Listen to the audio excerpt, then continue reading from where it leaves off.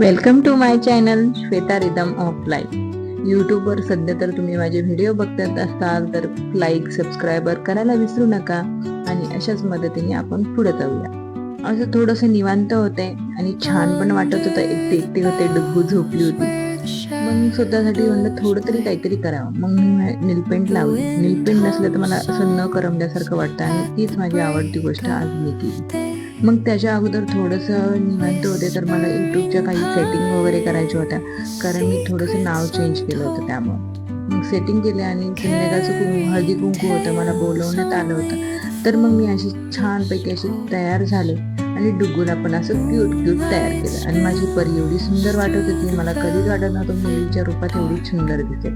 मग आम्ही बोलणार होतो, तिथं पोहोचलो आणि तिथं माझी खास अचानक भेटलेली मैत्रीण होती.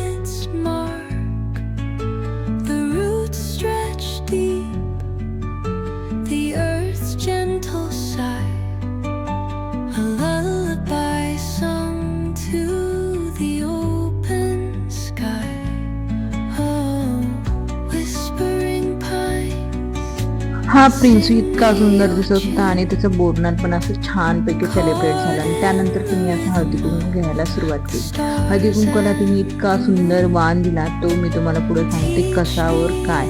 आणि आमची बघा ही अशी बॉन्डिंग आहे आणि तिला माझ्याशिवाय होत नाही. फोटो काढायचं म्हटले आणि थोडासा टाईम काढला फॅमिली. ती म्हणते नाही, मला तुझ्यासोबत